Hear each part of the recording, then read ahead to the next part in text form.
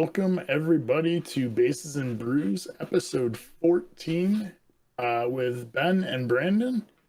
This is our weekly podcast where we talk about baseball, beer, liquor, and other things.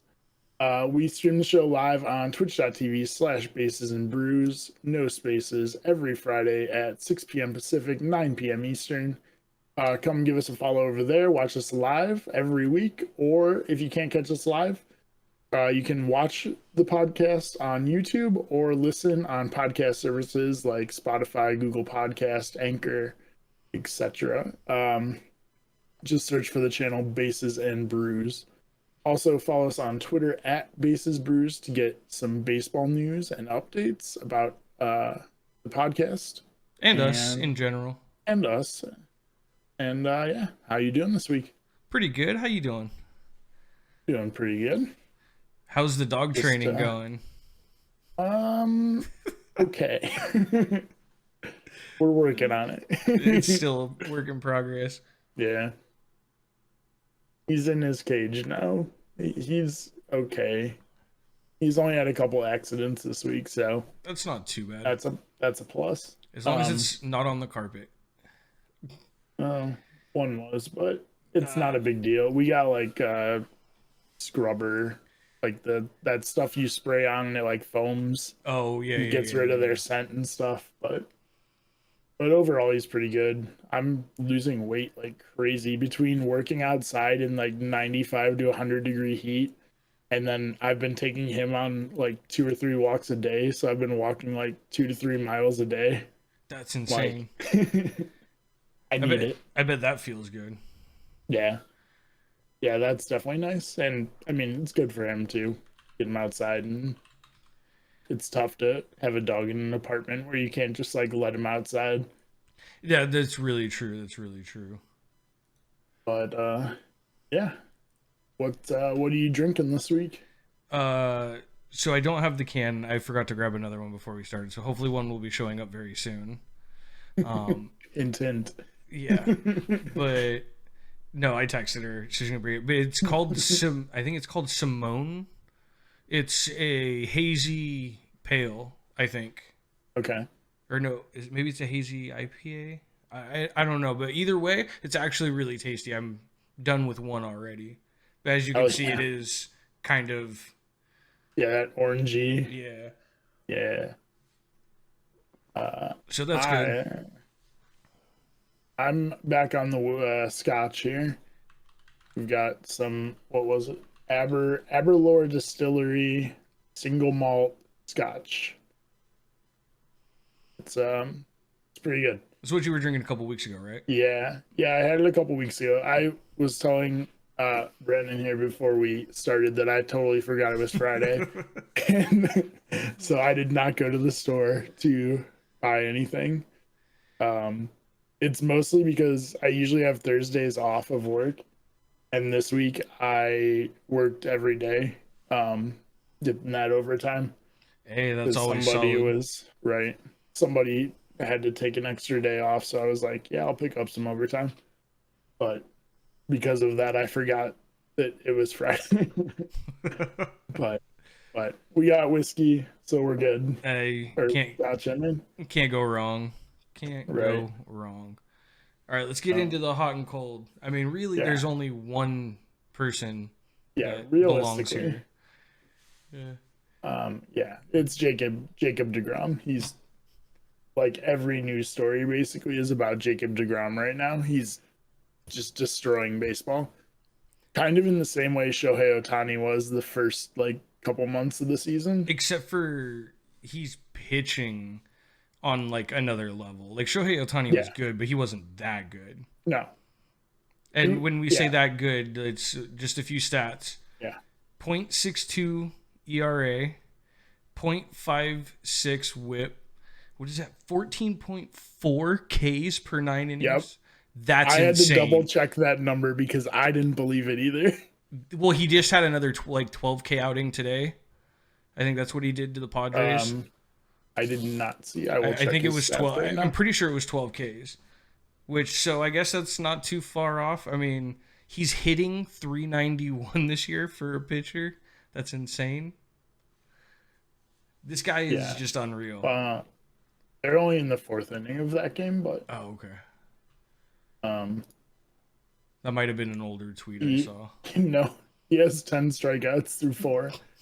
Oh, Jesus. I'm sorry, they're through. That apparently didn't update. They're through 6. Oh, okay. But still, 10 strikeouts. But yeah, he's insane. He's got, what is it? He has more RBIs than he has runs allowed this year. I think it said 5 RBIs with 4 runs allowed. Unless something has changed, because I don't think he has any yet today. Runs allowed? Yeah, I don't think he's given up any runs today. No. Nope. It is. It should be like 0-2. I believe so. 3-0-3. Oh, but okay. He's only given up 1 hit also. That's unreal. Yeah, he's pretty good. Just pretty good. Yeah, he's all right. He's okay.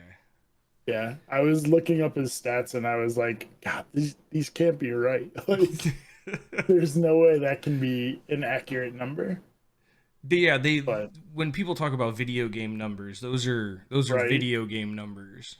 Yes, 100%. Yes. I mean, granted, he doesn't have a ton of like at bats, so he doesn't have a ton of RBIs, but he's hitting 391 in what he does hit, which I would almost argue is harder, hitting only like once every 5 days, as opposed to hitting every day. Yeah. Yeah, because I mean, you see that with like bench players, like they just can't get in a rhythm because they only play every whatever, like 4, 5, 6 days. Yeah, whenever they can fill in for somebody, unless you get like injuries. But then when you see injuries happen, then you see them start to get into a rhythm. And usually by the time they're getting put back on the bench is the time where like they finally have started to get their rhythm back. Yeah, exactly. I always notice that as a trend. Yeah. And it's one of those things where like, yeah, the guy that's coming back is probably better. Yeah. Because he was the starter in the first place. But yeah, it's interesting. Yeah, he's insane. Did you read this last stat? I didn't hear you. Oh no, I didn't. Oh yeah. He also is the fastest pitcher to 100 strikeouts in a season, which he's at 63 2/3 when he hit that since 1893, which is when they moved the mound back to 60.5 feet. Like. That to me is insane. So basically all of baseball, like that's the fastest anybody's got 100 Ks. Yeah. That's essentially what it is. Yeah. That's insane. I mean, when you're averaging 14.5 strikeouts every 9 innings, that's going to happen. I mean, I guess it's true. I mean, I don't know if I've ever seen anybody with a sub-1 ERA this far into the season. I have. No, at least not that I can remember, like actively remember. Well, I mean, okay. I'm sure if I looked at history, 60 games roughly, give or take, depending on the team, and I'm pretty sure Shane B. No, he had 1 point, but there's been Indians pitchers who have like I think the year Corey Kluber won the Cy Young, like half at the All-Star break, he was a sub-1 ERA.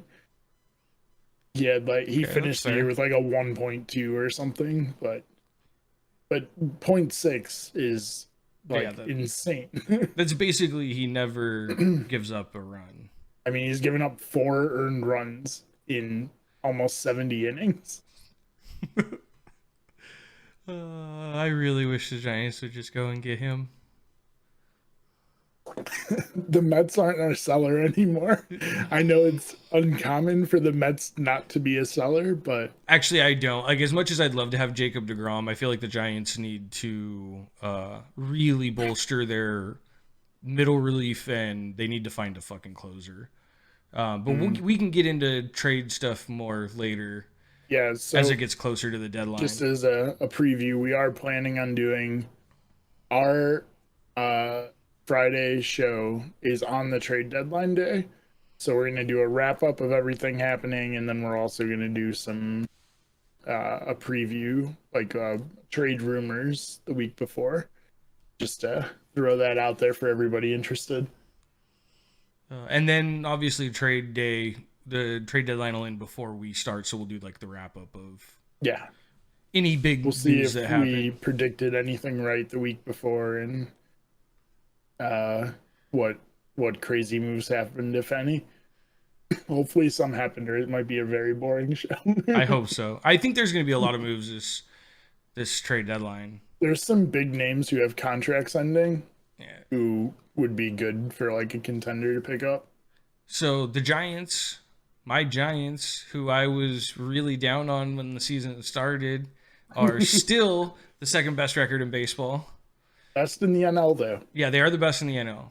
The Rays still have them by what did you look at earlier? It's like a One game. game. Yeah. Yeah. Um, The Giants are 37 and 22. 20, 27. I can't remember, but whatever it is, it's exactly like the Rays they've played the same amount of games. The Rays have won one more. oh man, I'm glad I'm not watching the game. Talkman robbed Soto of a home run. Damn. The Indians are rolling Yeah, I didn't tonight. even I didn't even want to pull it up because I knew I would get stuck on it because they've been just killing it lately. Yeah. Yeah, I mean they're incredible. They just we were just talking about the Cubs the other day or last week. We talked about how the Cubs and Giants were starting and they won 3 out of 4 against the Cubs, right? Yeah, yeah. They only lost, Like, I think, the one game that just kind of blew up on them. I think it was the and the last game Cubs of are the on stretch. fire. Like the Cubs are another one team that could absolutely be on the hot list. Like It, I think they were like third in their division like 3 weeks ago, and now they have like a 4 game lead. it's insane. Baseball this year, I think a lot of the teams that I didn't really anticipate being as good as they are up there. Yeah, Like the Giants, same. I didn't plan on the Giants being this good. And it's funny because you look at the other teams in their division, our division, it's you have the Dodgers and the Padres who are like Yeah, literally just all-star teams. yeah. Now you do also have the worst team in all of baseball, That is which very is true. the Arizona Diamondbacks. So they're on our cold list because yeah, they are 20 and 47. No, 42. That hurts. I don't know why I closed the standings tab, That legit hurts. but yeah, they're yeah, 20 and 43. They are 19 games behind the Dodgers. That's brutal.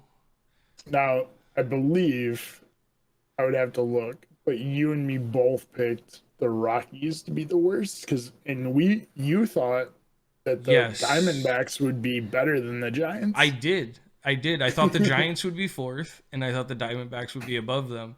And I am eating every bit of that right now.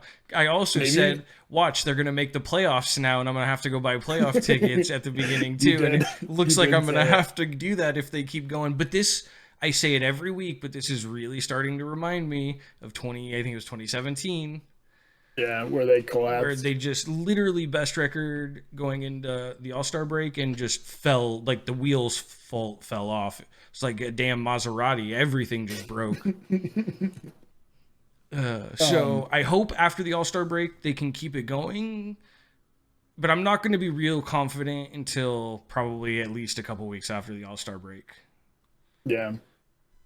The yeah, it's really interesting because maybe we'll have to do an episode around the All Star game, like the halfway point, and see what. Because we were planning on looking at our predictions at the end of the year. Maybe we should check them at the beginning or at the midway point too. Okay, I'm down with that. Maybe not a full segment, but just to glance at. I'm down with that. Um, but yeah, But the let's just other super hot team that you did mention is the Rays, who do have the best record in baseball still. Um, they overtook somebody last week. I don't think it was the Giants, right? It was somebody else. No, I think it was the Giants. The Giants had the Was best it? record, and I think they lost a couple on their road trip. Like literally a couple. They lost like 2, Yeah. and that was enough to put them, I think, a game But back. yeah. And the Rays overtook, and then yeah, now they're still holding on by a game, which I think is what they were at last week, or maybe 2. But yeah, those 2 teams have just been killing it, just going back and forth. So yeah. So let's get into a couple little news stories I have. One is a personal one I just threw on here. So the Indians have been playing really good, but a huge part of it is that we brought up like half of our AAA team. We have like 6 players, 5 or 6 players, like starting almost every night who were in AAA like 2 weeks ago, who fans have been calling for a couple of these guys to come up for like 2 years. Like they've been batting like 300 in the minors for like a couple seasons. And the Indians just won't bring them up because they don't want to start their service time. So which we talked about last week. But now they're up, and like all the guys the fans have been telling them to bring up are just raking. Like there's one guy, this first baseman that we've been trying to get up for a while, Bobby Bradley, who's batting like 440 with like 14 or no, I think he has like 10 RBIs in like 15 games or something, and like several home runs. Like he's just killing it. But yeah, it's one of those. It just kind of related to last week, how we talked about like as a small market team, people will not bring up players even though they should. Yeah. And it was just ironic. You also got to see though. It. You also got to see with young players though how long they last, because the yeah. minor league season is shorter than the major league season. True. And over the course of the year. Yeah. And also, major league pitchers just don't have a book on the guys either. So, that's true. That might not be as true with like how easy it is to like get scouting information. I think it's actually more beneficial to a pitcher than it is for a hitter. That's fair. Because if people don't really know what your stuff looks like until people really actually see you, I think that's why you see a lot of success in young pitchers their first and second year, but by their third year, that's like the real like, are you good or not? Because that's typically when you see the fall off if people catch up to them and they don't figure it out, or some guys just go, okay, you figured that out, but you didn't see this, and they keep progressing. I think that's kind of the make or break for most pitchers, in my opinion. That's what when they come good up. Pitchers do is, kind of evolve their game every couple seasons or something. Because you're right. Unless you're like the select few. Well, yeah, if you have insane stuff like Aroldis Chapman doesn't have to do anything different. He just has to throw the ball 103 miles an hour every time. Yeah, but I'm talking guys like Greg Maddux. He could tell you what he was going to throw, and you couldn't hit him. Mariano Rivera, he threw like basically one pitch, and is the best closer all time. Yeah, so there are special guys. There's guys that are just but those are different, special guys, right? Yeah, once every 10 years or something, a guy like that comes along. The other thing I saw in the news that I thought was funny, because we talked about Trevor Bauer last week, and Trevor Bauer has officially decided to start something that I think is a great idea, at least for a year or two. Let's do this. The Mickey Mouse Awards. And here, let me switch us over to the KMC. I'm gonna play this, and when this plays, because it's about 45 seconds, it's a tweet he put out that says, "Congratulations to Garrett Cole of the Yankees and at Kevin Gossman of the San Francisco Giants. Fantastic stuff, guys. Welcome to the club." And I was curious, so you might have to listen through stream if you haven't heard it. But I'm gonna play it now, and then I'm gonna go grab a beer, and I'll be right back. Winner of the Mickey. As the first and only winner of the Mickey Mouse Cy Young Award, I felt it's only right, now that every team has played 60 games in 2021, to award a Mickey Mouse Cy Young Award to one NL and one AL pitcher. It came down, in my opinion, to a combination of dominance and volume. You have to make enough starts, and you have to be dominant enough in those starts to deserve it. So, one player in the NL, one player in the AL. We're going to start in the AL. It's been in the news a lot recently, so congratulations to Garrett Cole, the recipient of the 2021 Mickey Mouse Cy Young Award. And in the NL, congratulations to Kevin Gausman, your recipient of the 2021 NL Mickey Mouse Cy Young Award. Congratulations, guys. Okay. I think that shit is hysterical. Yeah. I think it's great. I think it's great. I hope that I can't even tell you who won like MVP last year. I don't remember, but I hope that those guys, one of them, does the same thing for like the Mickey Mouse MVP and like the Mickey Mouse Silver Slugger. Like I hope the guys that won it do it, and not like Trevor Bauer. Like I hope that trend continues where like those guys like pass that on. Like each position that got it or whatever. Yeah. I think that'd be funny. One of them, either the AL or the NL. I think it would be really funny, but I don't disagree with you on that. I saw it. I thought it was freaking hysterical. Yeah. Figured we had to share it with you guys. Look, I know Trevor Bauer gets a lot of hate, but he's fucking awesome. He really is. But yeah, it's fun. It's one of those things that like, let's have fun with baseball. Like, let's stop taking baseball so seriously.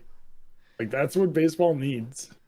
And he's one of the best at it. Like, he's one of the guys who is all the time out there going like, you know, doing fun stuff like this and like talking about crazy plays that happen and stuff. Okay, so enough about that.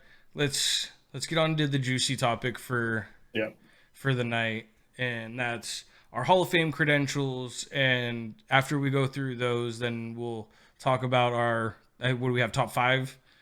Yes, top 5 Hall of Fame snubs. Hall of Fame snubs. All right. So you want to start? Okay, so with your credentials. So my Hall of Fame credentials, I think like a lot of people's changes a little bit depending on the case.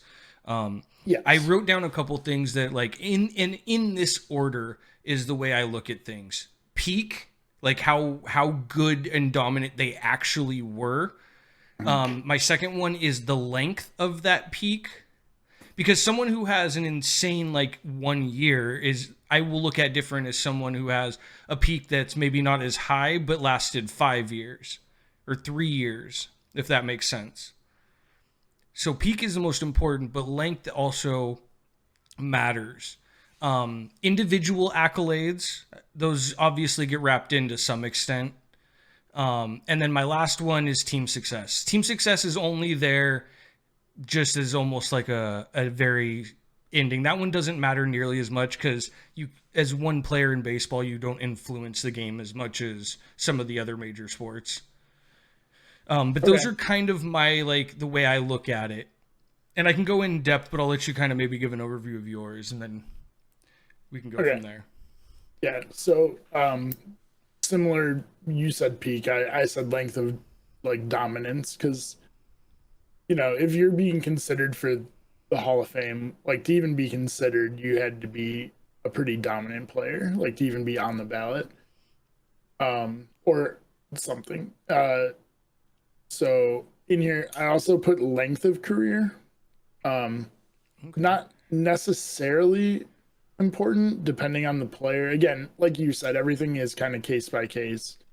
But the length of career I think matters for another one, which is milestones. So like, for example, like when a pitcher gets 300 wins or like 3,000 strikeouts, like or 500 home runs for a hitter, like something to like put them in a select club of people who have ever done this.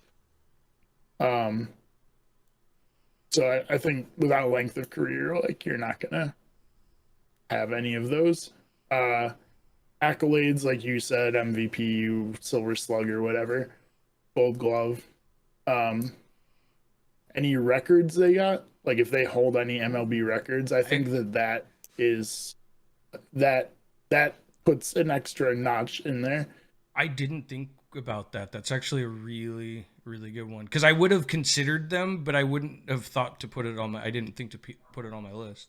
And I don't think that like that guarantees you a slot. Like especially if it's like a single season award, because like you said, like everyone can have a good year, but I think it's just an extra thing to like push someone over the top or something. And then the last thing I have is like transcending the game, like players who did something bigger than baseball. Like, I mean, not that this is why he got in the Hall of Fame, but like Jackie Robinson, like even if he wasn't a great player, which he was, like I still think he would deserve to be in the Hall of Fame because of what he did.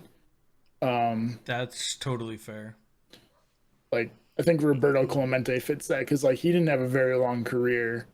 I mean, he was incredible, like one of the best to ever play, but he only played for a little while because he died in a plane crash. So I think like what he did off the field kind of negates like not having a long career because he was so big for baseball off the field. So now I have a question for you though. Does length of the peak matter more, or does like how dominant they actually were matter more? I think how dominant they were matters more, but it can't be for 1 year. Oh yeah, I'm talking like, okay, so you got a guy that is like incredibly dominant, but it's only like 4 years. But you have a guy that is supremely dominant, but not as much as the first one, but maybe that's like, 6 years or 7 years. Right. I think I would say that the shorter to be like the best in baseball at something, even if it's only for like 3 years, I think is more important than being like a top 15 player for 6 years, personally. Okay, so then so we agree on that one then. That's one thing that we do agree on, which is good. But yeah, like we both said, if it's 1 year or 2 years where you're like the best in the game at one thing, then maybe not. Like I think like 3 or 4 years is like the minimum where you have to be like the best or at least like a very dominant player. But unless you do something that has never been done before. Like Yes. like I could guarantee you that if Shohei Ohtani continues to play the way he's playing this year, and say for whatever reason, knock on wood, I'm not trying to put any bad juju on him, but say he gets like injured next year and it's so bad that he just never really recovers. Maybe he plays a few more years, but he never like really gets back. I still think he makes the Hall of Fame because of what he did. Yeah. Because, okay, but then this breaks it down to, what do you consider the Hall of Fame? Do you think it's just reserved for the best players, or do you think it's more of a history of the game? I guess that's the biggest question we probably should have let off with. Yeah. Okay. I guess I would say it's more of a history of the game, which is why I include things that are bigger than baseball in my Hall of Fame like criteria. Like first off, also want to throw this out there. I'm ashamed at myself because I lived about 4 hours from the Baseball Hall of Fame and I've never been. I was very close to Cooperstown. Like it's in like Western New York, and just that hurts my soul, man. If I was that close, I would have been so many times. It was one of those things where I was like, it's close, I'll go eventually, and then I moved and I'm like, fuck, I wish I would have done that when I never went to the NFL Hall of Fame. That was in my state. It was like 40 minutes from where I lived. I can't believe I'm doing this podcast with you right now. Can't believe it. It's one of those things where I just kept putting it off and was like, I'll go eventually. Like it was only once I became an adult, because like my parents were never going to take me to that. So it was, I mean, it was a while. I should have gone. I'm not, but it's one of those things where I'm like, it's one of my regrets for Fair. sure. But anyway, yeah. So yeah, I look at it as more of a history of baseball. Okay. So we agree on that too, because I don't think it's just reserved for the best players. I think Yeah. any Hall of Fame for any sport should kind of tell the story of Yes. that sport. Now, again, I don't know how it's set up, but I think that you can tell the story in one section of a Hall of Fame like building and still have like the best players be the players inducted, unless again they transcend the game somehow. I But guess that might be fair, but like for people, well, I guess that's fair but individual people would get inducted though, but maybe it's not in the player side, maybe it's just in the right, historical side. Like like like they'd the still be Shohei Tiny example, like you would still be inducted as a player, so he still technically would be a Hall of right, Famer, but but not necessarily in like the greatest of all I time don't, side. I don't know, but doesn't that just muddy it up? Like, what's the point? Like, you're a Hall of Famer, you're a Hall of Famer. Yeah. I mean, either way, you did something. Like, even if you only are inducted in as a history person, to me, that's still something where you did something good enough to be in the history of baseball, be recognized. So, like, you still deserve to be a Hall of Fame player. Yeah, like I don't disagree with you. I'm just it's an interesting thought I on would it. be curious. I'm sure it's not set up that way, I don't think it is.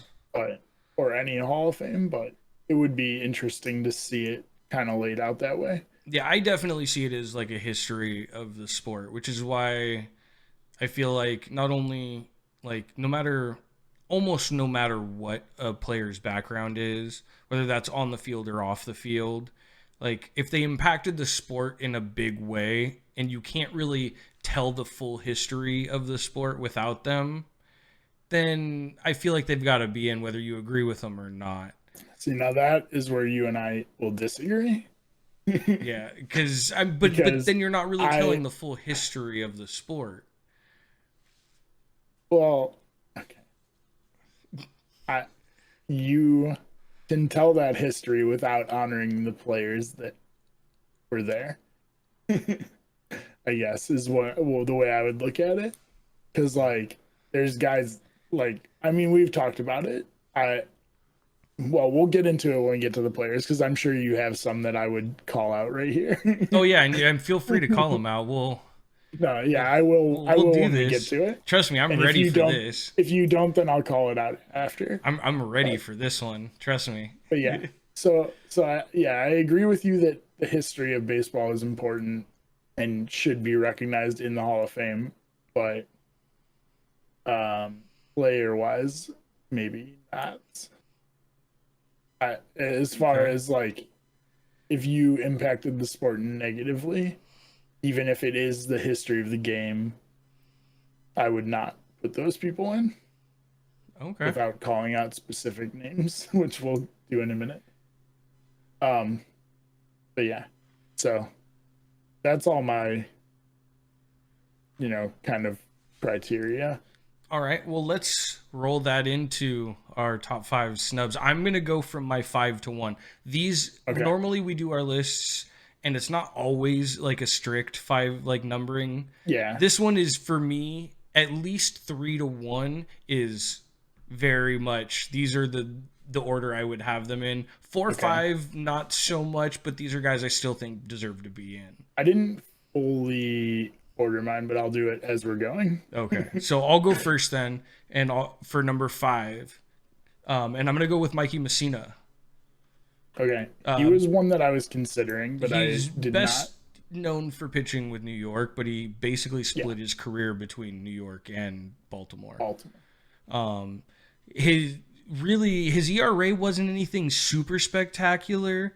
His ERA is 3.68. His win-loss, though, is pretty impressive, which I know now in the newer analytics is kind of a dead stat for pitchers. But he was 270 to 270 wins to 153 losses. He pitched 3,500 innings, 2,800 strikeouts. Like, I just remember him pitching on the Yankees and absolutely hating him. Yeah. Because he pitched for the Yankees. Not because I hated him, but at the time I was a kid and I just hated the Yankees. Hated the Yankees unless you were a Yankees fan. So I just hated him because he was a Yankee. But one guy that I think deserves to get in that isn't in, and I think now he has to be, because I think he's missed all of his time, like that he could be voted in. I think the only way for him to get in at this point is with the special committee. I believe you're correct. That was one thing I forgot to look up for all these guys, but it was how much time they have left. I pulled up that I believe he was on. I thought I'm scrolling through him now, but I don't see him.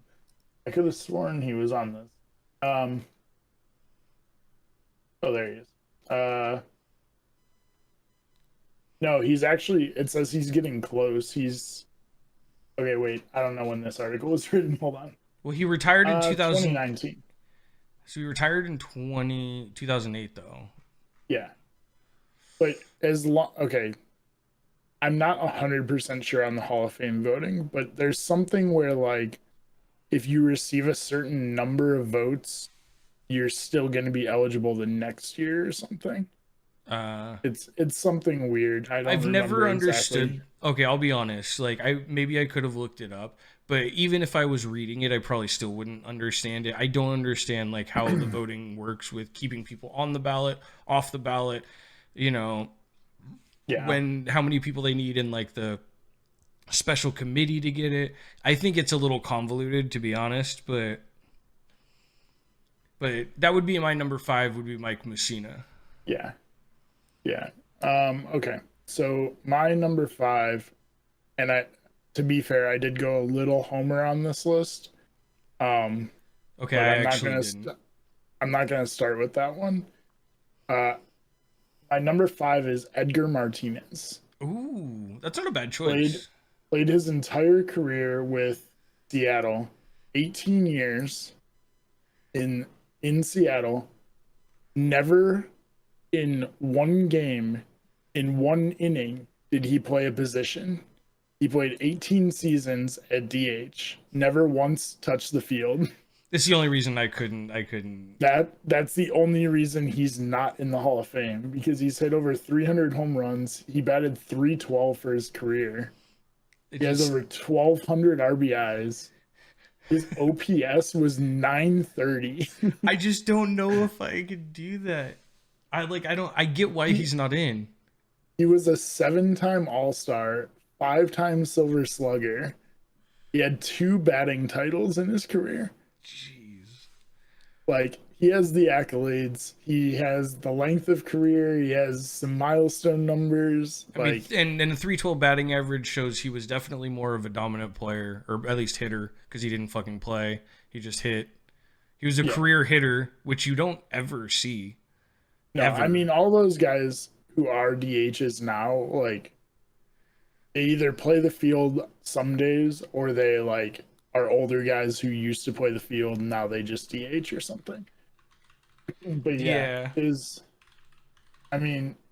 a couple years where he batted 370, 380.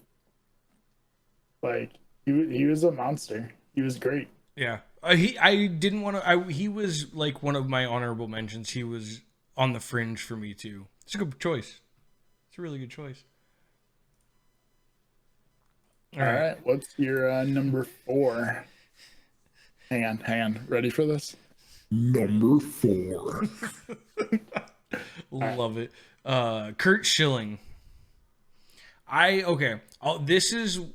We were talking just before we started, and I put him on as number 4 because I don't like him. I think I'm just not a Curt Schilling fan. I don't like him as a person. I think what he did on the field was fantastic, but this is one of those cases that off the field stuff is, I think, as well as I think he was caught up with all the steroid stuff too, wasn't he? He was. Yeah, it was him, Roger Clemens. I believe and- he got caught. Did he actually get caught? I can't rember. I think so, but I'm not 100% on that, so don't take that as fact. But his numbers though are damn near impossible to like look away from. Although he has less wins than I actually thought he had going into looking at his stats. But he's one of those guys that was dominant for a few years, long enough, actually probably more than a few years, really. He from 2001 to 2004 was basically his run when where everybody remembers him. Yeah. At Arizona, and then when he went to Boston. Right. And in his career, he's got 216 wins, 143 losses. His ERA is 3.46, so it's sub 3.5, which is pretty damn good. Let's see how many he has. 3,200 innings pitched with. This is what I think helps him a lot in his credentials is he's got 3,116 strikeouts. Yeah, which is significant. For anybody who can remember, when he pitched for Arizona and it was Randy Johnson and Kurt Schilling, they were unbeatable. Especially when you went in the playoffs and that was your 1-2 punch to start a series, it's yeah, good luck. So, I mean, just to top it off, he's a 6-time All-Star, 3-time World Series champ, World Series MVP, and an NLCS MVP. Dude was a stud. But his career was, how long would I think it's total is 20 years. So he had an incredibly long career, but really his dominance was only about 4 or 5 years. But in those 4 or 5 years, he literally made a name for himself that I don't think anybody who's a Boston fan will ever not talk about. I mean, the bloody sock incident is. I mean, that sock is actually in the Hall of Fame, ironically. Even though he's not. So I think he's my number 4. Like I said, I don't know if I necessarily I get why he's not there, but at the same time, I still think he deserves to be there. Yeah. Yeah, totally fair. Okay. My number 4 is where I went a little homer. Kenny Lofton. Not that homer. I mean, he is on the Hall of Fame ballot. Okay. Just real quick before you he was gonna take Mike Messina's spot on my list, but I realized how many hitters I have, and I was like, no, I want to throw in another pitcher. Fair enough. 6-time All-Star, 4 Gold Gloves. The dude, I'm pretty sure, led the league in stolen bases 4 or 5 years. He played for 17 years.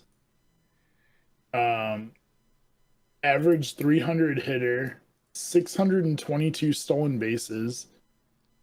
Yeah, he was very good. Definitely would not be great in today's Major League Baseball because he did not hit many home runs. In 17 seasons, he only had 130 home runs, which is, wouldn't work in today's baseball. But for the time, he was one of my favorite players of all time. And he is borderline Hall of Fame, but I think most lists have him as a snub that I was looking up because I was trying to figure out some of the top guys who weren't in, and most lists had him as a player who most people think should be in there. Okay. But yeah, that's my one homer. Well, my one that's a borderline Hall of Famer that I added because he was one of my favorite players as an Indian. But all right. Nice. Number 3. So my number 3, I actually just was doing a little more deep dive, and he just got in. But he was a snub up until 2020.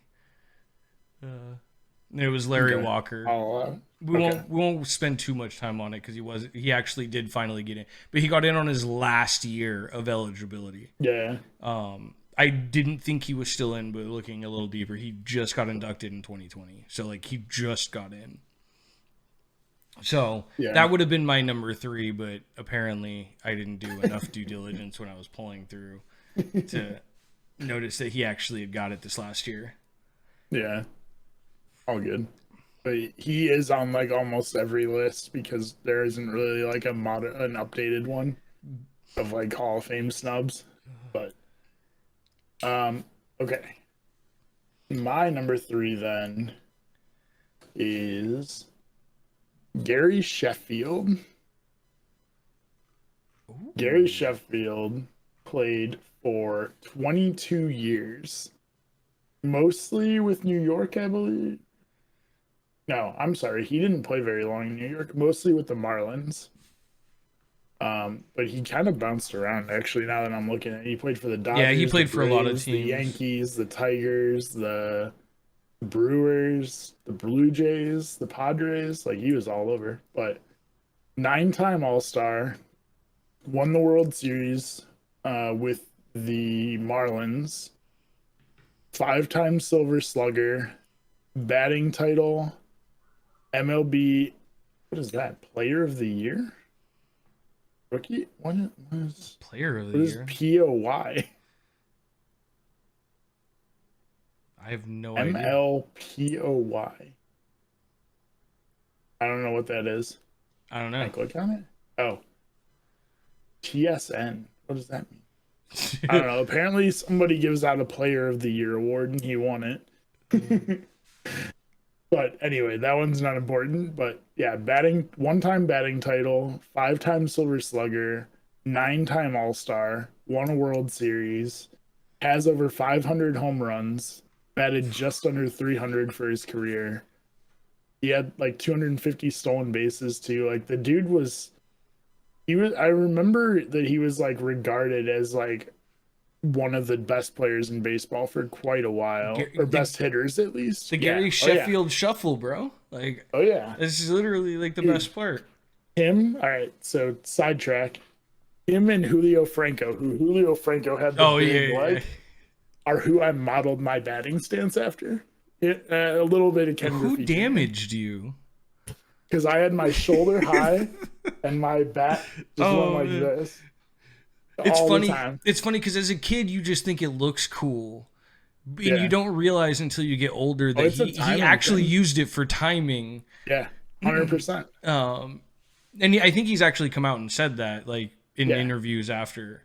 But yeah, no, that's actually a really good one. I didn't see that. I would have probably had him on my list. I didn't even think it's I just assumed he was. When I was doing like some research for this, I was amazed he was not in the World Series. Like he of the people on this list, he's the one who I was like, really? He's not in? Because he was one of the best hitters in baseball for a decent amount of time. At least a good 3 to 4 years. Yeah. I mean, just glancing at it, he batted 330 one year. 324. I mean, he has a lot of years over 300. Yeah. He batted 330 twice in his career. That's insane. That's nuts. Anyway. But yeah, that's a killer number 3. That's a killer number 3. So, I'm assuming that you don't have any real controversial people on your list. I think I'm going to have pretty much all of them. Not true. Okay. Then maybe this one is one that we might agree on, maybe a different order, but I'm going with P. Rose. We do. This man... He's my number 1, actually. That's what I figured. I don't understand how this man is not in the Hall. Like, I think what he did is so... Like, the reason he's not allowed in is such a stupid fucking reason. Yeah. And I think for that alone, I think he deserves to be in. Just for anybody who's not aware, Pete Rose played 24 years with a career batting average of 303. Yeah. 24 years at 303 as an average. That is insane. Yeah. I think he still holds the hits record all time. I believe I'm so. pretty sure he does. I'll look it up really quick. But anyway, he's got 4,256 hits, which is absolutely bonkers. His on-base percentage is 375. No. Oh, he doesn't anymore? He never had it? Oh, didn't he? I thought he did. Wait, I'm confused. The hits? He's at like over 4,000 Oh, hits. okay. Sorry. Excuse me. The first list excluded him because he is banned from the baseball. Yes, he does still have it by... I don't think there's anyone on the list who's even playing right now. Yeah. Yeah. No. But this man, like, the first list I looked at just omitted him. When you talk about, like, me, I've preached since basically we started this podcast of like old school small ball contact. Like this guy was the epitome of that. So for me, like he's got to be in my top 3. Honestly, if you can think of any major league player, modern player, technically not in the league anymore, but who Pete Rose's model or like Pete Rose played like, it's Ichiro Suzuki. He was if Ichiro had played in MLB for his entire professional career, he would have had that record no problem. Yeah. But yeah, it's a very similar player, like slap hitter, shot the ball the other way, like even the way they swung was similar where like Ichiro and Pete Rose would both like already be running when they made contact with the ball. Yeah. Like that the best slap hitters of all time. Yes, I agree. Ichiro, though, there's no doubt he'll be a Hall of Famer. Oh, he'll be a first ballot Hall of Famer. But just some accolades. He is a former MVP, Rookie of the Year, 17-time All-Star. Yeah. That means... That was out of 24 years. Yeah, out of 24 years. That means only 8 years, or what? No, 7 years. 7 years. Was he not an All-Star? He's won the World Series 3 times, 2 times Gold Glove, Silver Slugger Award, World Series MVP, and he had 3 batting titles. Like that resume, like there's no, like it's unfathomable to me that he's not in. Just to throw it in there, one of the years he won the batting titles, he batted almost 350. He batted 348.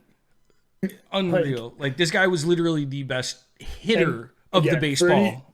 For anybody who doesn't know, he's banned from baseball, which means he can't get into the Hall of Fame. Because of gambling, but the reason, which like I get it, gambling is banned it's still banned for the players, but whatever.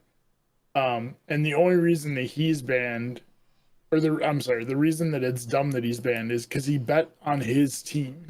It wasn't like he was fixing games, like betting on the other team. He bet on his own team. Okay, I'm glad we agree on that because that's essentially my argument every time this comes up. And he bet on baseball. I'm like, he bet on his fucking team to win. Who wouldn't bet on your own team? Now, the opposite of this, and a guy that is on a lot of snub lists, is Shoeless Joe Jackson from the 1950s White Sox. Is it? I thought it was 1920s. 20s? Yeah, I think it was 20s. Whatever.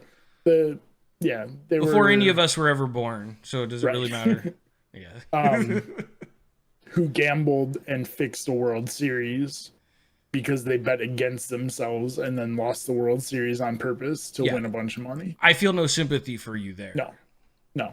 But like that is above the level of the Astros cheating. I would agree, but not far above. No, there's not much above it, but like the Astros were like getting a competitive advantage. The White Sox of that era were literally losing on purpose to win money. No, it's. But anyway, that's not relevant. But yes, Pete Rose should be reinstated into baseball. immediately be inducted into the Hall of Fame. I legitimately, like, my number 1 and number 2 are people that I'm like, I don't feel like you could legitimately tell the game of baseball without putting these guys' names out there. And that's why they're my number 1 is, by the way. I basically last week said who my number 1 is going to be. That's what made us do this topic. But anyway, I honestly think. Oh, okay, go ahead. Go ahead, finish. I honestly think that there's a chance that this could happen for him, because one, gambling is being allowed by baseball now, not for players obviously, but like there's stadiums who are adding sports books into the stadium that you can go gamble at the stadium. Ooh, they were just. Go ahead. Sorry. Okay, and 2, he was allowed. So he's not allowed to go to a baseball game. He's banned. But last year, the Reds did I think it was like their 100th anniversary, or they did some sort of celebratory thing, and he was allowed to come to the stadium and like participate and be recognized by the fans and stuff. So I feel like if you get the right commissioner, he could potentially be reinstated. And just for anybody who wants to know why Cincinnati, he played 19 of his 24 years in Cincinnati. Yes, that was the majority of his career, and where he was the best. I mean, he even went back there. Yeah, he has 6 years that he didn't play in Cincinnati out of a 24-year career. Hey, and the Reds logo just popped up. Let's go. Nice. But yeah, he's my number 2 because I just think it's legitimately like, I think baseball is doing themselves a disservice by not having him in. Yes. Okay, my number 2. So yeah, he's my number 1. My number 2 was Omar Vizquel. Ooh, honestly, I'm surprised he's not in, to be honest. He's not. And it's a crime. I think we've talked several times about Omar Vizquel. We have. So, yeah, 11-time Gold Glove winner, and he played for 24 seasons. He was not a hitter. I will admit that. But he was one of, if not the best defensive player in the history of baseball. I mean, this dude did things with a glove that I've never seen anybody do before or after him.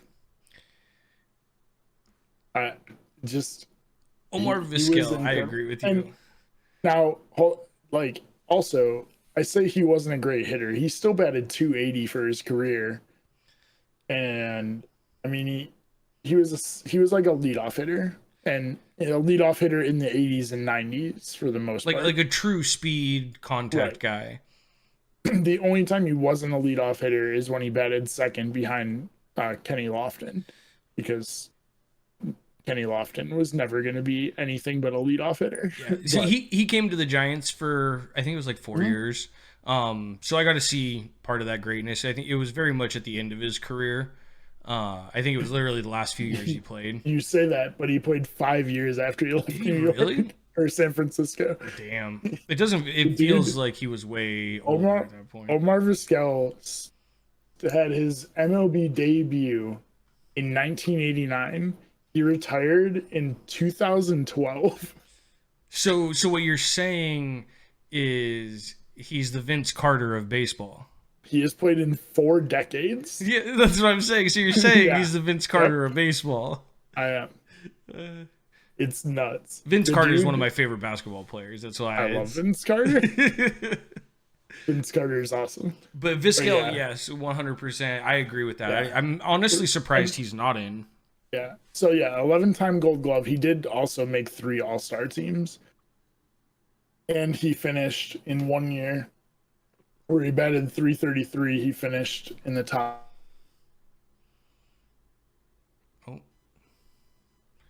Are you okay? Are you there? In Cleveland.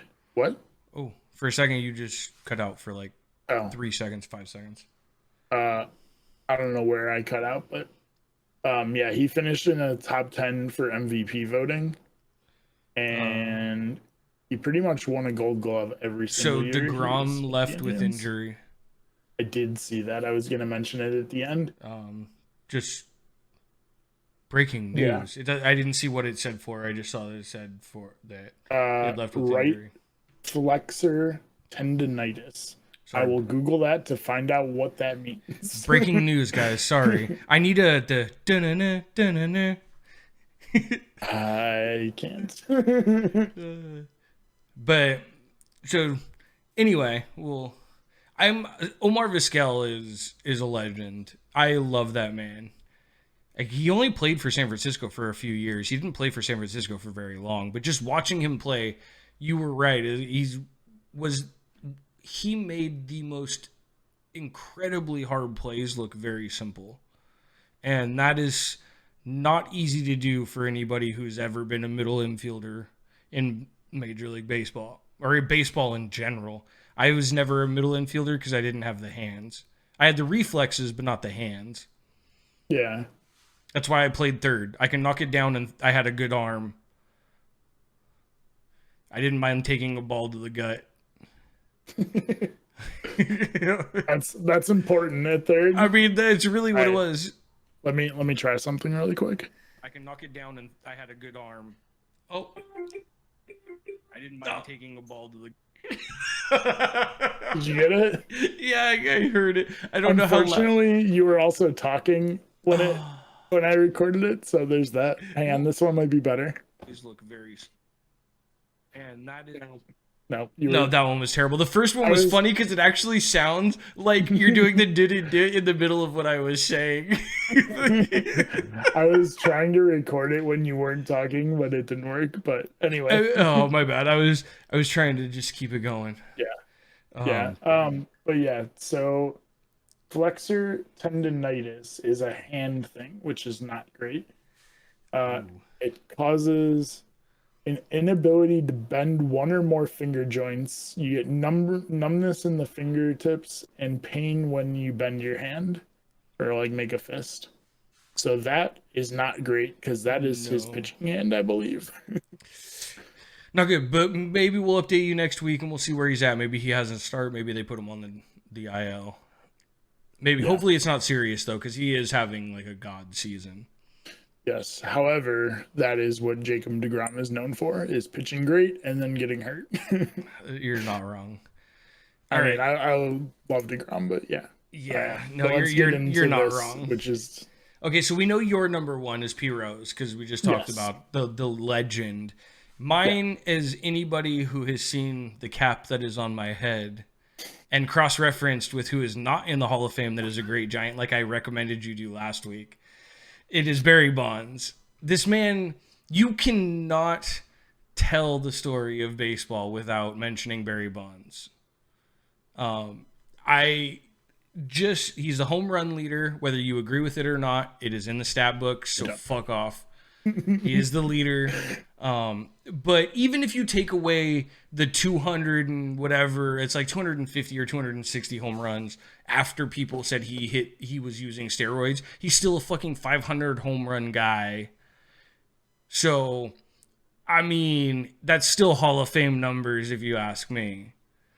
But anyway, his batting average over his career was 298, just under the 300 mark. And I honestly think that's because he stretched out his career maybe a little longer than he probably should.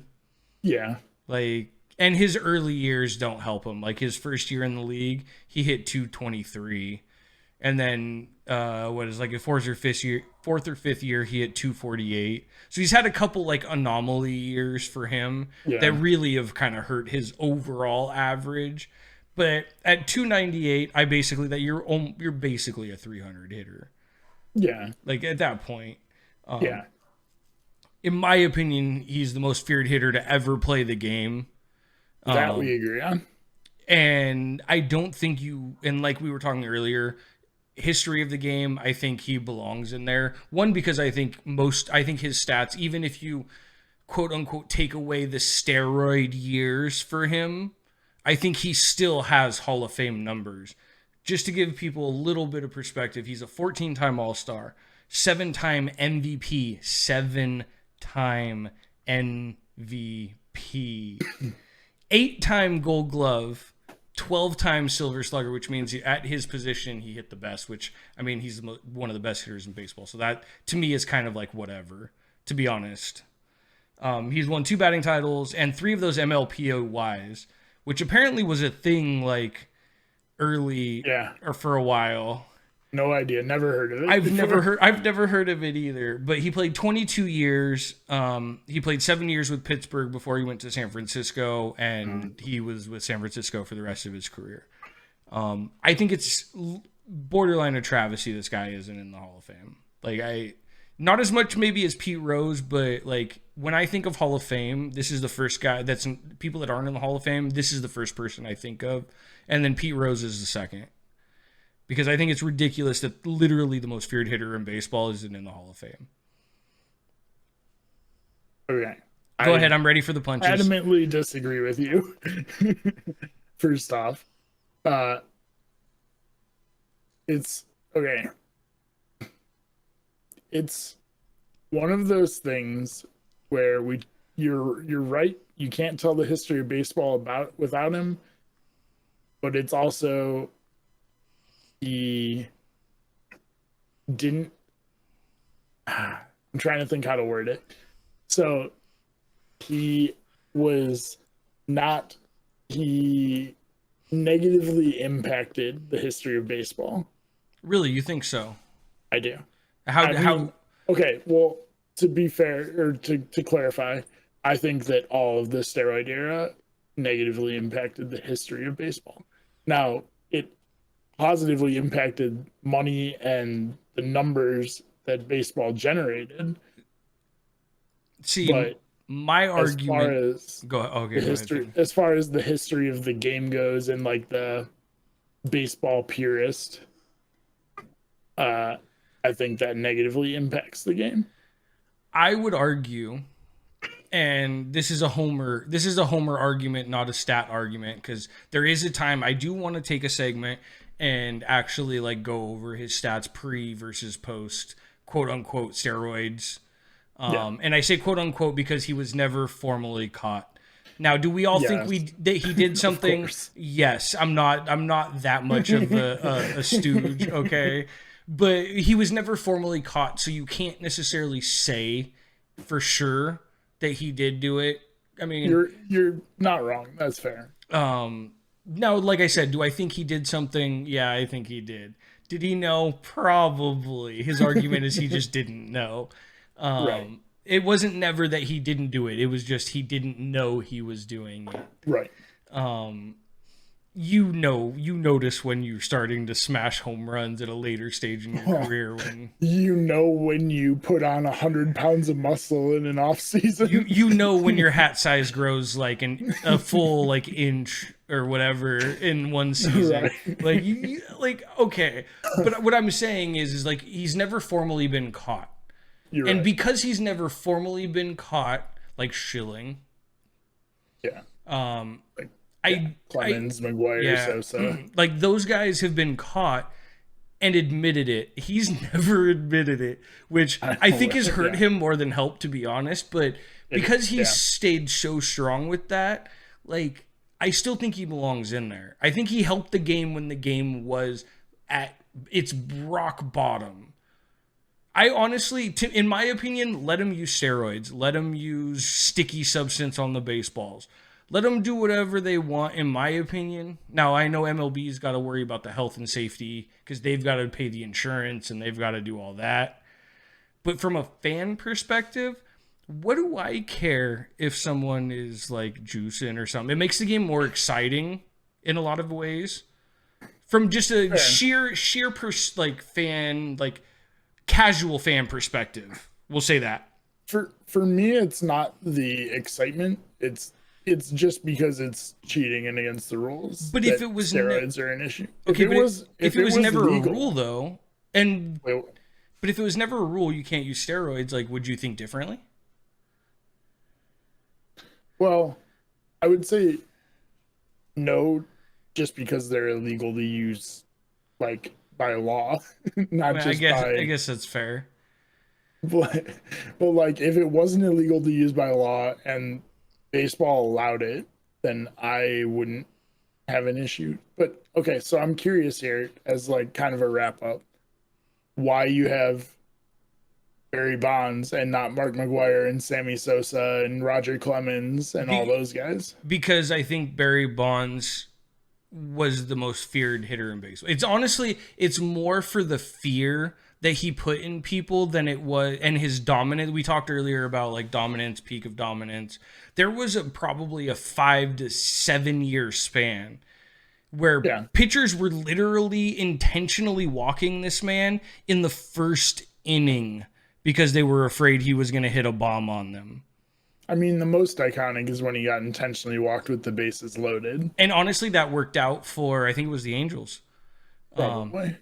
I can't remember exactly. Don't quote me on that. But that actually worked out for the team that did that. They gave up 1 run, yes, but they ended up still winning the game because I think they were up by 2 or 3 when they did it. No, I don't remember the situation exactly, but yeah. People talk about it all the time, but I can't remember exactly. But he's the most feared hitter in baseball. That's why people don't consider Mark McGwire or Sammy Sosa the most feared hitters in baseball. And I think if you took his pre-steroid quotes stats and you compared them to Mark McGwire or Sammy Sosa pre-juice, which I don't honestly think there was anything there before juice for those guys. I could be wrong. Maybe I'll research it and maybe we'll touch back on it next McGwire week. was pretty good, but Mark McGwire was even more so than Barry Bonds a leadoff. Like Mark McGwire was Kenny Lofton before juicing. Yeah. So was Sammy Sosa, actually. Like, they were stolen base guys, like singles, like slap hitters. And then they put on 200 pounds and started hitting balls 500 feet. But that's why I consider him and not them, because I think even if you take the steroid years out for him, I think he still had a Hall of Fame career. Whereas I think if you take their steroid stuff out, then they don't have Hall of Fame careers, just plain and simple. I mean, fair. My issue is not his numbers pre or post steroids. My issue is the steroids themselves. Like, it's not his numbers. Like, I probably agree with you. If you were to break down the numbers, I would probably agree with you. Which I will for next episode. We'll open with that next episode. I'll legit break all his numbers down from like when they suspected his steroids to start, like all as best we can, and then I'll break them down. And we'll open with that next week. But yeah, for me, it's not the numbers themselves, like, because you're right. He did hit home runs. He did have a bunch of RBIs. Like, he was like a 3 or 5 hitter before the steroids, maybe. Because even then, like, guys were hitting, like, it wasn't uncommon to have guys hitting 50 home runs, but it is the fact that he cheated is the reason I would keep him out. Okay, so, and which is why I as a more modern example for anyone who wasn't alive in the 90s, like, I would not, when it happens, I wouldn't put any of the Astros players in the Hall of Fame. Okay, so I wouldn't put Correa, Altuve, like, those guys are forever banned from the Hall of Fame in my eyes. So, question then. Okay. This is gonna be a good one. I'm ready. Do you think all the pitchers that are right now using sticky substance, do you think they should all be discontinued from or completely axed from the Hall of Fame? Because what they're doing is technically cheating. Yes. You're not wrong. Like it's actually a rule on the rule books already. They're just not following it in MLB up until like a week ago. It was just like whatever. But it was technically a rule that was against the law or against their laws, I should say. So Bauer, Bieber, if he's ever caught with different, you know what I mean? Like any of these guys, are these guys instantly just, nope, Hall of Fame is not for you, no matter how good their careers end up? It's an interesting comparison. You're not wrong, and it is a comparison because they are the same thing. But the only reason I would say no is because everybody is using them. And what are you going to do? Knock out like 15 years, no pitchers are going to get in the Hall of Fame? So there were arguments, though, that when the steroid era was going on, that 80% of the players were using it then. Yes. It's definitely possible, but they weren't using it like Mark McGwire and Sammy Sosa and Barry Bonds were using honestly, I don't think it was on that same level. But I'm just saying though. But everybody's not using the sticky substance on the same level as some of the top guys right now. Like Garrett Cole, they say they're going to ban it, and all of a sudden his spin rate drops like 200, 250, like literally the day after. That looks a little suspicious. Is there something going on? Probably, but you can't really prove it at this point. But his velo went back up a little bit in his last start, so I don't know. Maybe it's just readjusting without all the sticky substance. Maybe that's all it was. But it's a tough question because, like I said, like you would have 15 to 20 years where you wouldn't allow a single pitcher into the Hall of Fame. I don't know if I'd say it's that long. I would say you would go, really, it's gotten bad in the last, 5 years. True, but, I mean, you could make an argument that it's been... The top pitchers have been doing it for a while. Okay, so... Which are the ones you would be putting in the Hall of Fame. Okay, so then hear me out. If the top pitchers are cheating for the last, 15 years, then... How is it any different from the hitters cheating with using HGH? It's not. That's what I'm saying. Well, but that's kind of my thing is people are being in mass disqualified. I keep saying discontinued. I don't know why. Apparently I'm in that mood today. But disqualified because of the steroids. And that's in mass. That's an entire generation of baseball. There are a lot of players that are being just shunned from baseball because of it. Yeah. If we can do it for steroids, why can't we do it for this? I mean, we can. I'm not against it. If people know that guys used it, even if they're not caught, like guys who are on video, like whatever, with like a dark spot that they keep touching or whatever. Or what if they can prove it through spin rates? Wait, what? What if they can prove it through spin rates? Like if all of a sudden spin rates go down, like what if your guy Bieber, okay, so this is a full hypothetical. Your guy Bieber, who I think is, if he keeps pitching the way he is destined for the Hall of Fame at some point. Yeah. As long as injury barring, knock on wood, nothing happens. Right, of course. If he keeps doing what he's doing, he's on another level for it. But what happens if your guy gets popped and they go, okay, well, his spin rate dropped, X amount, and we can kind of prove it, but he hasn't officially been caught. But it looked like all the numbers say he was. That's very much a Barry Bonds scenario. Yeah. I'll say this. The only difference is the physical, like you could tell physically when a guy was going crazy on steroids, like Bonds, McGwire, Sosa. I mean, of course, it's possible they worked out 12 hours a day every single day, but realistically, like you could see it. The guys that were going crazy, like the guys who were really going nuts with it. There isn't that for pitchers, so I would lean on you at least need video evidence, even if the MLB didn't suspend a player. And we can also mention the way players get into baseball, the Baseball Hall of Fame, is through voting from baseball writers, which are very biased. I don't agree with that. Biased. Yeah, but then again, I don't know if I agree with former players voting for it too, because there's clicks and right. I don't know. I don't know if there's an optimal way to vote for Hall of Fame stuff, to be honest. But yeah, I'm with you. I don't really like the writers because one of the reasons Barry Bonds isn't in is because he was a fucking asshole to writers. If he was really nice to writers, he probably would have been in by now. They would have made him wait, but he would have. I think he would have made it by now. I still think he's out just because. Well, I don't know. You might be right. It's impossible to say. I mean, as a San Francisco fan, he was a fucking dick to Yeah. fans and writers. Like, Yeah. I love the guy on the field, but like I've literally seen little kids try to get autographs and him charge parents for that kid to get autographs. That's bad. Like in the Yeah, back of like the field, like, you know what I mean? Like, yeah. like he wasn't cool. People did not like him. Right. But yeah, so the reason I mentioned the writers is because, like, even if they're not suspended or like caught by baseball, we're going back to the pitchers. Like, if there's video evidence, the writers will take that as proof.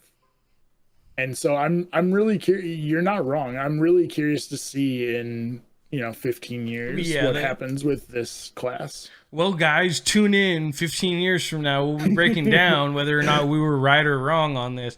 I'm saying this because I'm hoping that something actually happens in this podcast, actually makes it. We make it 15 years. So, yes, tune in. But no, it's a very good comparison that I believe there was an article written about. It wouldn't surprise me at this point. I seem to remember an article, like, I'm not positive, like, if anybody listening wants to try to search it. I believe the article title was something along the lines of, like, this era's steroids or whatever. Oh, there was one I mentioned last week that was written on Sports Illustrated. It was like, this should be a scandal, or this should be like the biggest sports scandal, or something like that. That is the one I was thinking of. And the only reason I knew about that article from Sports Illustrated is because my local radio had one of the writers on for an interview, and I looked at the article and was like, wow, this is pretty bad. But yeah, it basically outlines how this is basically the next big thing since steroids. Right. And it's a really interesting take on it, because it is a giant, massive cheating scandal by, I don't want to say majority of the league. I don't know. I would argue it's the majority. Like, when people, like, in the know say it's that much, I would venture without to knowing. Agree. I don't want to like throw it out there and like claim that it is, but yeah, most people in the know are saying that a majority of pitchers are using something, and it is illegal. And if players are caught or there's video evidence, I would be hard pressed to say they'll be in the Hall of Fame. As long as it's like guys like. Okay, go ahead. Sorry. Like guys like Justin Verlander have been doing it for not cheating, have been on like a top tier level for like 15 plus years. And I don't think that they were doing it the whole time. Now, does that go back to the Barry Bonds thing? Like, I don't know. Or like, because that is another, like, again, he's just the first guy that popped into my head because I hate him. And Justin Verlander's a G. I'm just saying. What? I like Justin Verlander. Justin Verlander pitched for the Tigers. I know, and we swept the Tigers in the World Series. I'm okay with it. Okay, but as an Indians fan, speaking of, every time we talk about a specific team, we get that logo that cycles through. It's fucking been on. Our logo cycling tonight has been on fucking point. I wish I couldn't even do it better if I was like picking the ones that were showing up. But yeah, I don't know. I just hated him because he was a Tiger, and then he played with the Astros for the whole cheating scandal. So yeah, but see, he's a pitcher. I think everybody that's on those Astros teams that were caught cheating. But that's the problem, is what they were doing was not exclusive to them.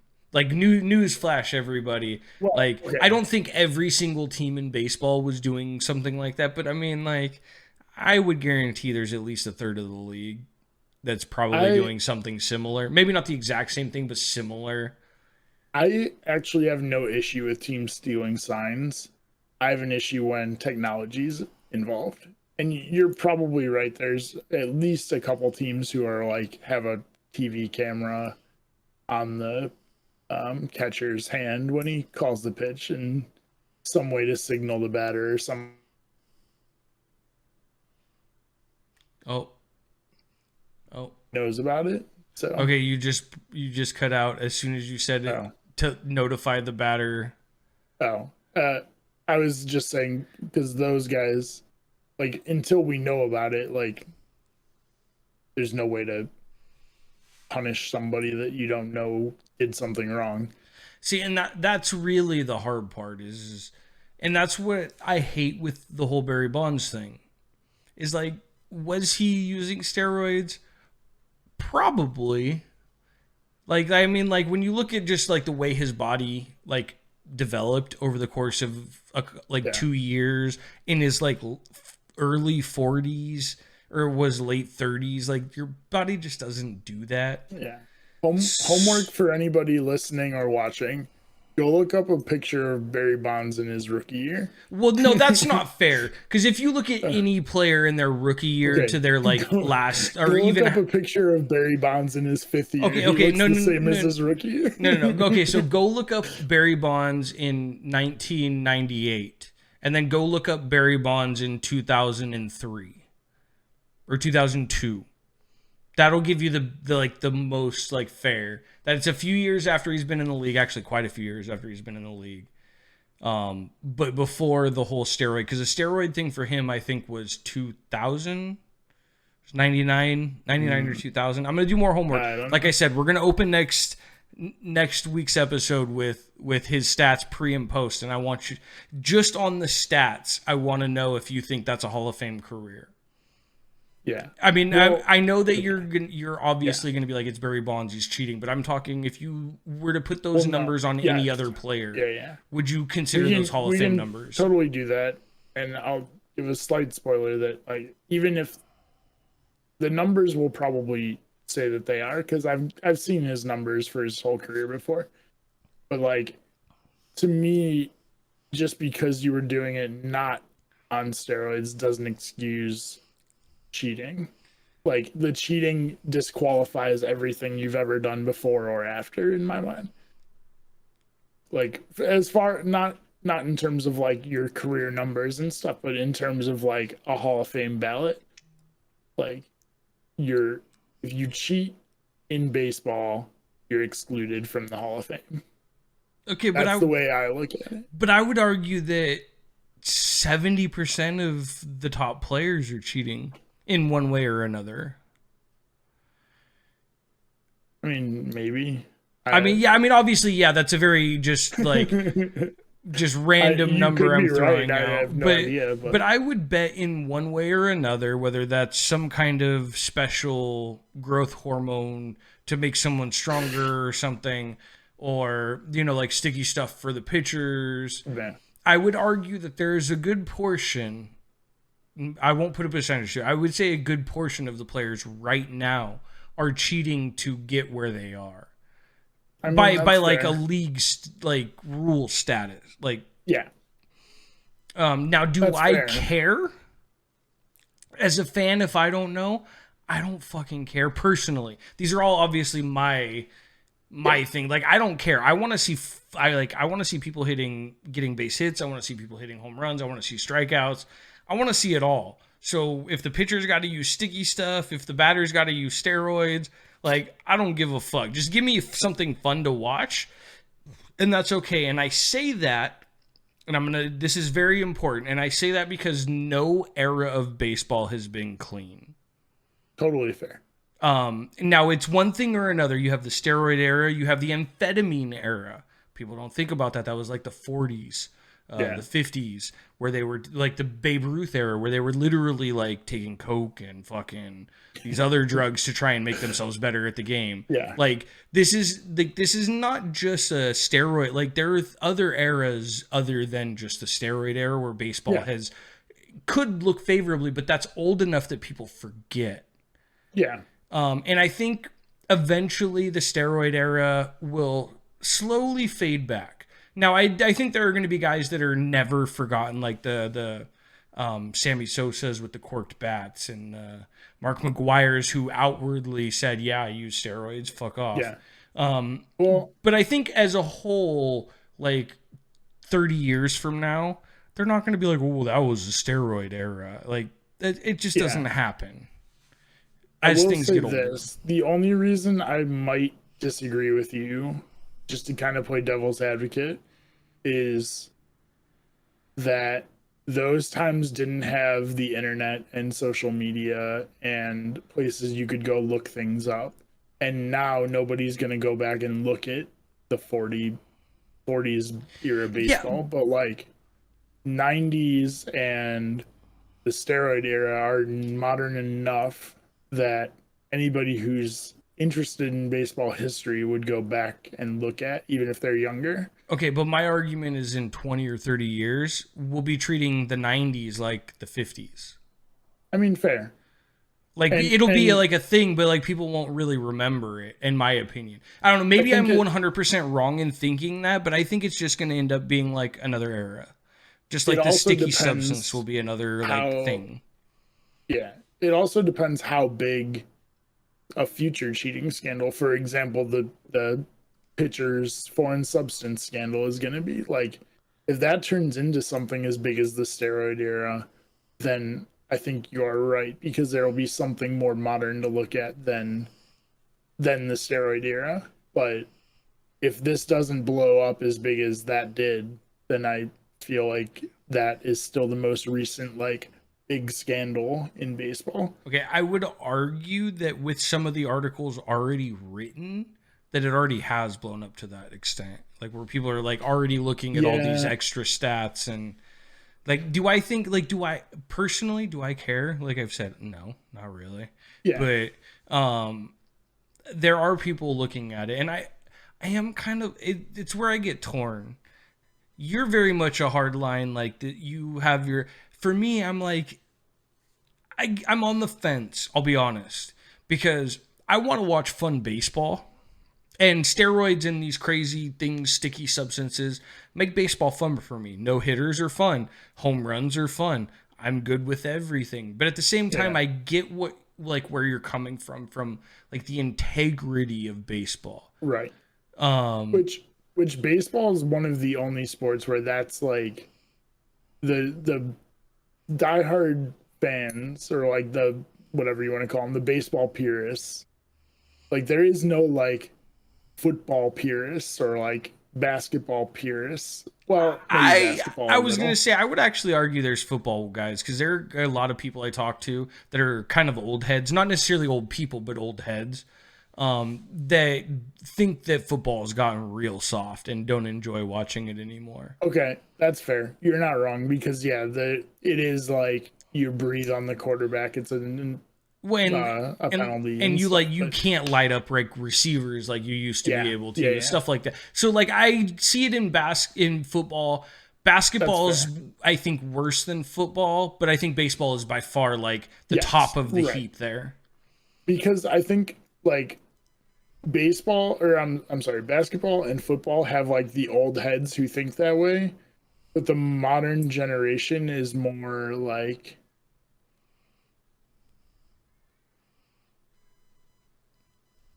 celebrations and stuff like that.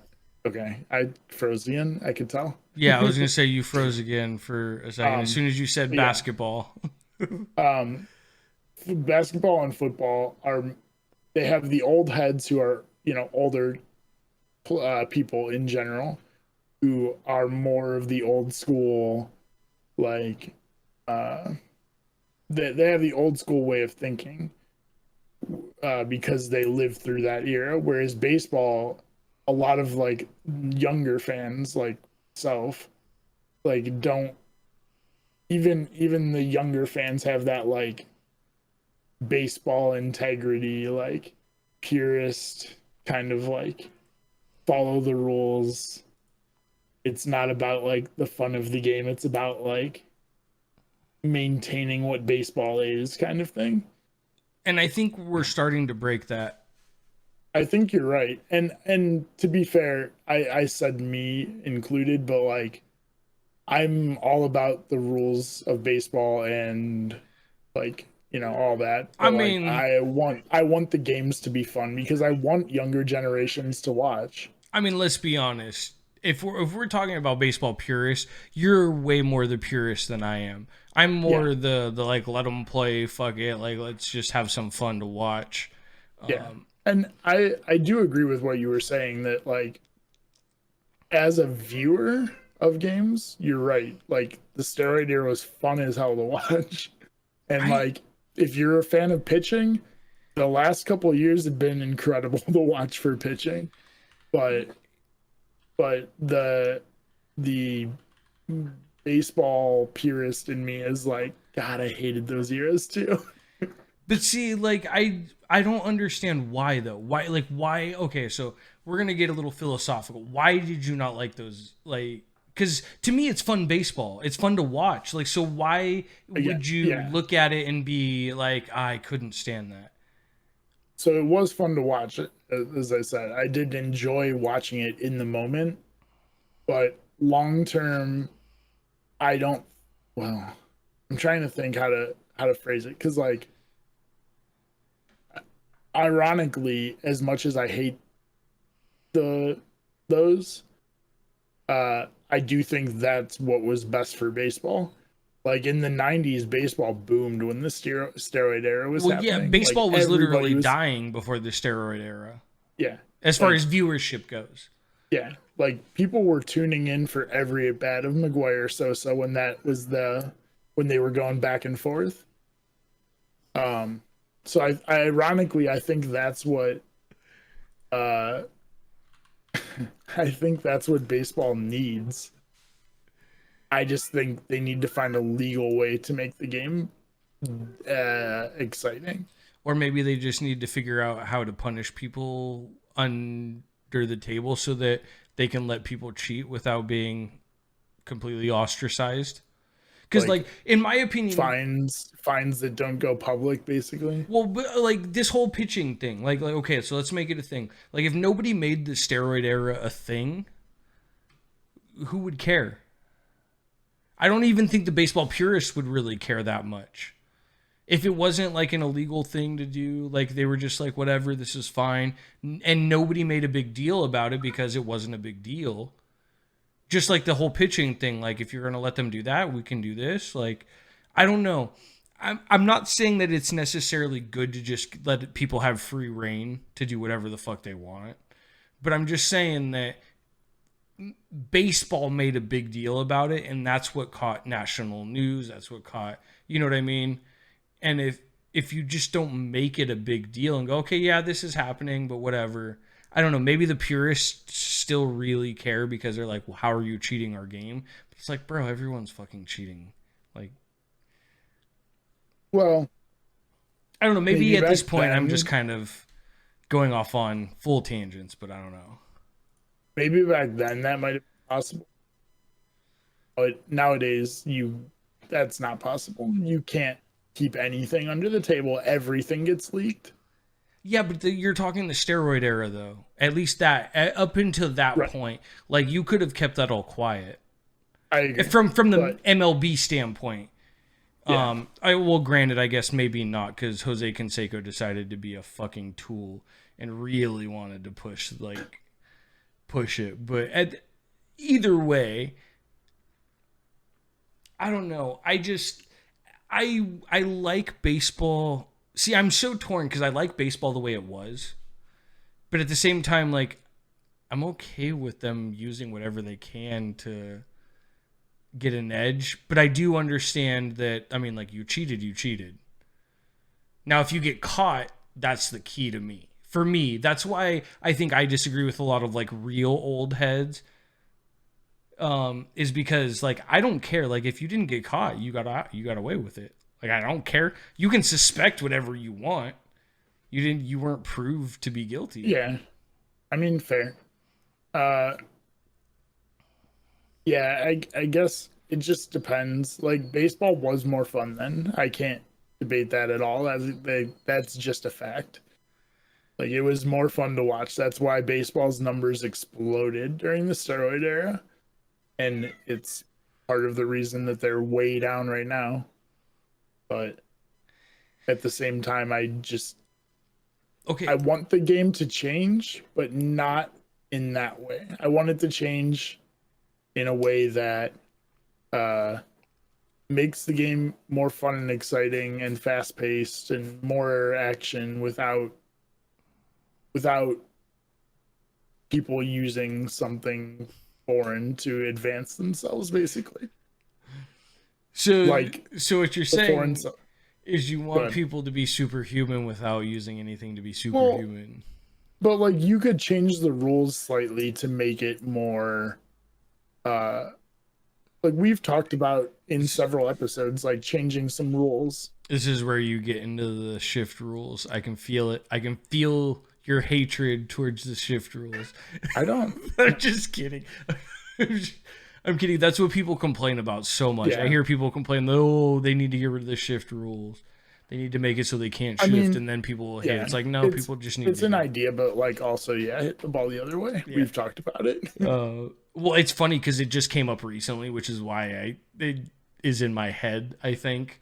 Will Clark, legendary Giant, literally said he thinks it's ridiculous that batters haven't figured out how to just hit the other way in shifts.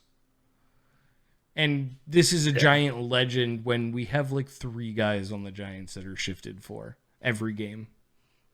Yeah. It's almost like a direct shot at like active players. I mean, yeah, it is. We've talked about it several times, but yeah, just hit the ball the other way. It's not that hard. It's really Little not. leaguers learned how to do it. Oh man. But- See, I knew this would get a little spicy because the Hall of Fame talk is always rough because everyone's opinions on it is different. Literally everyone's. Yeah, it's fun. We also basically covered another topic that's on our list, which is steroid era baseball. Well, yeah, that's true. We did kind of just go over that completely because it has a big fine. effect. It will. I mean, to be real, it has a big effect on like how things are does. voted for Hall of Fame. Just It's like hard. hopefully this sticky substance will do for pitchers these days. As much as I don't want to see like good pitchers get fucked and in the Hall of Fame voting, like if you're gonna do that to hitters for steroids, Yeah. gotta kind of hold the same standards for people like pitchers. Totally fair. I don't disagree with you. As long as it's somebody who's gotten caught or been seen on video or whatever. Yeah, Because I mean, like guys like A-Rod still made the Hall of Fame. Like, well, and see, but that's my thing with Barry Bonds. Thank you, Boo. Is that he was never formally caught, whereas other guys that are actually in the Hall of Fame have been caught. I mean, like you said, I think continuing to deny it didn't help him at all. No, it didn't. Like he just was like, well, I didn't know. It's like, come on, bro, you fucking. And then being a dick to the people who vote on the Hall of Fame because it shouldn't be that biased, but it is.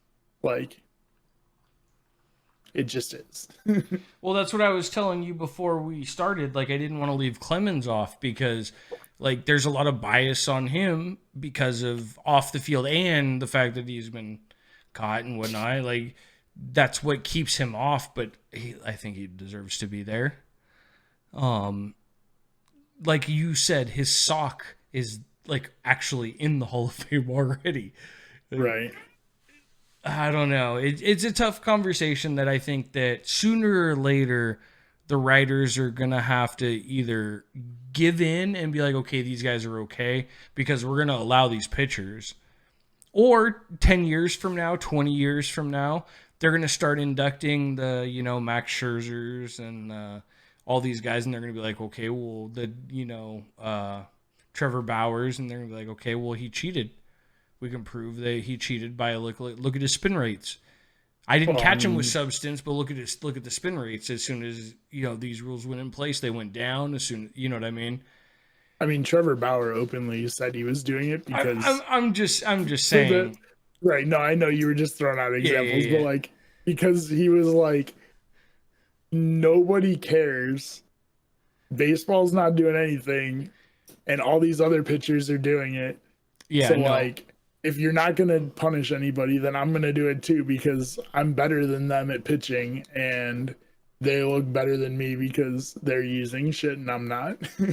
Well, and it's funny because you can actually trace Trevor Bauer's stuff, like how good he is back to when he decided to use sticky substance. Yeah. I mean, he was a good pitcher before that, But yeah, he wasn't elite. He went from now he's good elite. pitcher to... Oh, you broke up again. I don't know if you can hear me. I don't think that's on my end. I think that's on... I don't know. I don't know. That's weird. But you said he went from good pitcher to... Cy Young winner. Yeah. I mean, like in like 2 seasons. Yeah, he definitely is one of those that I think should be caught. Like, I mean, like if you're gonna do it, but the problem is, like I said, down the road, if he has a killer career, what happens? Does he not get in the Hall of Fame because people decided that the 60 substance was enough to keep them out, just like steroids was enough to keep certain guys out? I don't know. Does he... Because Trevor Bauer is not the normal person. Does he go, okay, yeah, we cheated. I cheated. I know. I don't care. I got the fucking bag. I don't give a fuck if I'm a Hall of Famer. I mean, I could totally see him being that guy. Yeah. I could absolutely see that. And like, yeah, to some people, being a Hall of Famer doesn't matter. They made millions of dollars. Like, who cares? Like Barry Bonds, it hurts Barry Bonds that he's not a Hall of Famer. It doesn't matter how much money that man made, because he made a ton of money. Yeah. He is actually hurt that like baseball is basically just telling him fuck you. Whereas I don't think Trevor Bauer would necessarily feel the same way. He'd be like, whatever, I made like whatever $100 million. Like, I don't give a fuck. Yeah, I don't think he would be that guy, but it is interesting that there are like so many differences between players that some players just don't care. Yeah. And that's fine. Like, do whatever, but yeah. All right. Anybody that is watching on YouTube, go ahead and let us know in chat if you think we're completely off base with our Hall of Fame credentials, or what are your credentials for Hall of Fame? What do you like to see when it comes to a Hall of Fame inductee?